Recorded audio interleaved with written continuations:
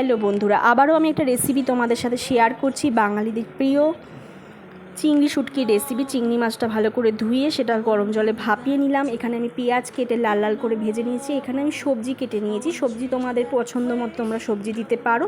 এরপর এখানে আমি চিংড়িটাকেও ভেজে নিচ্ছি।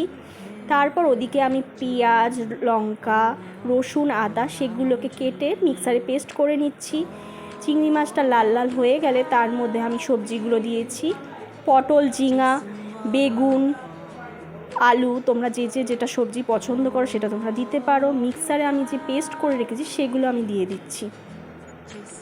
ভালো করে সবজিটা মজে গেলে, কষে গেলে তারপর আমি দিয়ে দেব পরিমাণ মতো নুন, হলুদ, লঙ্কার গুঁড়ো।